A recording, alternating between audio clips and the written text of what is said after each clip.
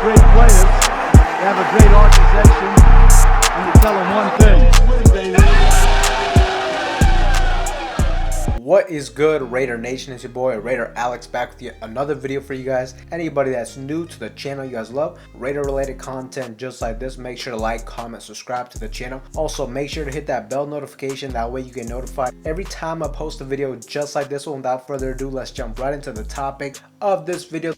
The Las Vegas Raiders were able to sneak away with the victory on the road at Mile High Stadium, and a huge part of the success for the Raiders offense that day was free agent acquisition wide receiver Jacoby Myers. Jacoby Myers finished the game with 9 receptions for 81 yards, and most importantly, he had 2 touchdown catches in a game where the Raiders only got 2 touchdowns and 1 field goal to win the game. So needless to say, he was a huge focal point for this team on Sunday. Really, it felt like Jimmy Garoppolo had the best connection and overall chemistry with Jacoby Myers as he looked his way in several different important moments throughout the game.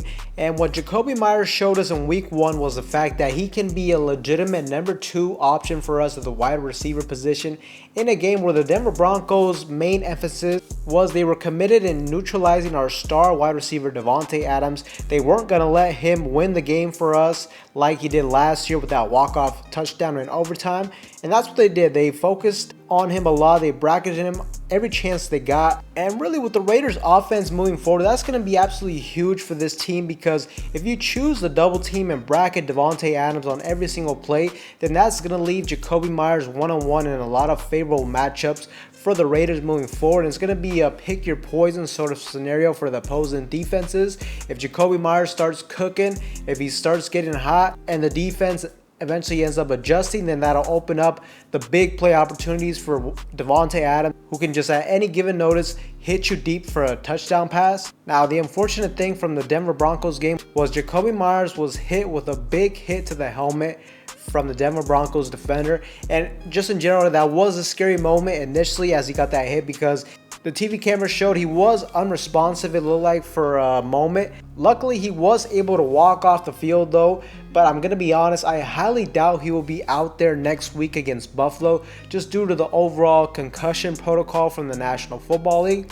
With how bad that hit looked, and especially with that whole Tua Tagovailoa situation that happened last year with his concussion, I would almost guarantee the fact that the Raiders will not have Jacoby Myers available in week 2 against the Buffalo Bills. And week 2 is not going to be an easy matchup for the Raiders.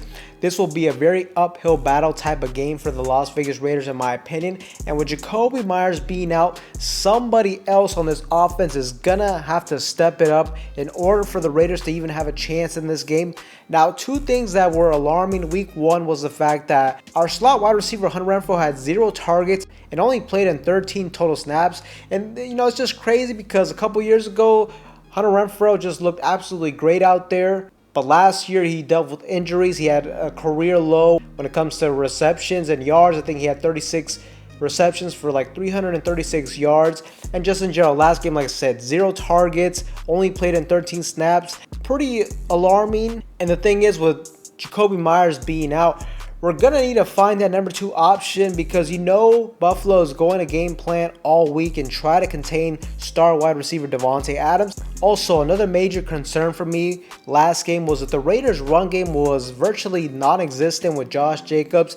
And after watching the film, it definitely looked like the O-line just wasn't opening up the same holes in the run game like they did last season.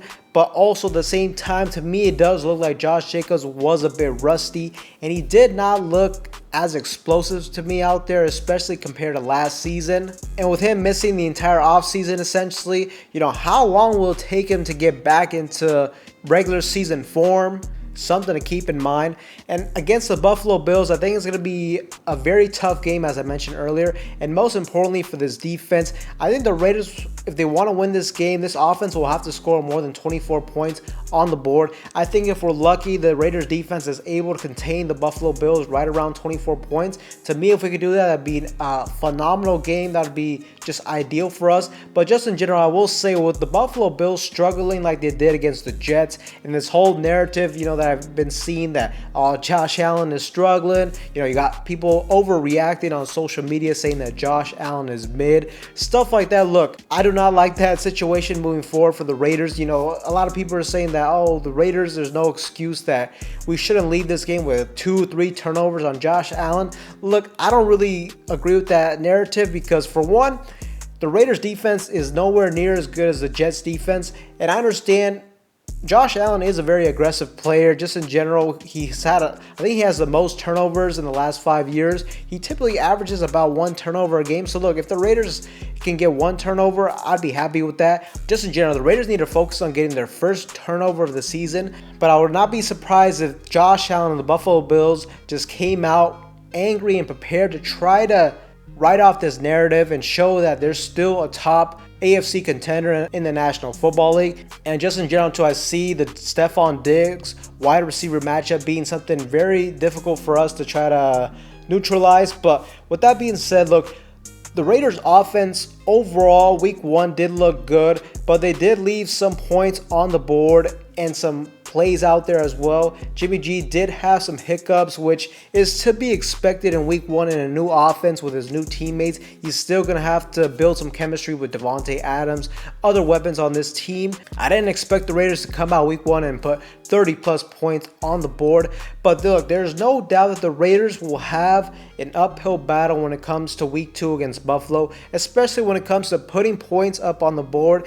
And we will have to do this without one of our best weapons on offense. And also, the tight end group wasn't as strong as I thought it would be at this point in the season.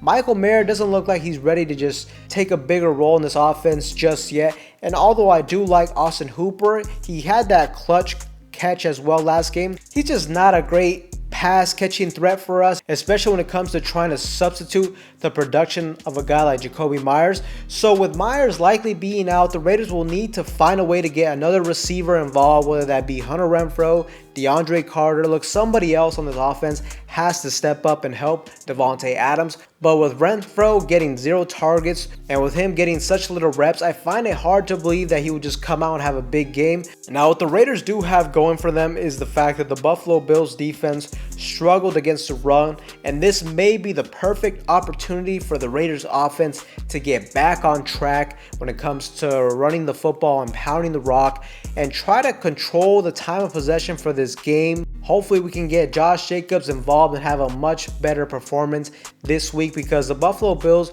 are not a team that we should try to outscore and have a shootout against them, especially with our offense still developing in the early stages with Jimmy Garoppolo and without a key piece of the wide receiver position. Look, maybe later on in the season when Jimmy G builds that chemistry with Davante Adams, the run game gets going, maybe the Raiders will be more equipped to go toe-to-toe with high-powered offenses. But at this point, I do not think that would benefit us. But we will just have to wait to confirm that Jacoby Myers is officially out for this game. But as I said, I do not expect him to be out there. But Raider Nation, let me know what you guys think about this topic in the comment section down below. That being said, that's all for you guys in today's video. Anybody that is new to the channel, make sure to like, comment, subscribe. Make sure to hit that bell notification. That way you get notified every time I post a video just like this one. That being said, I will see you guys in the next one.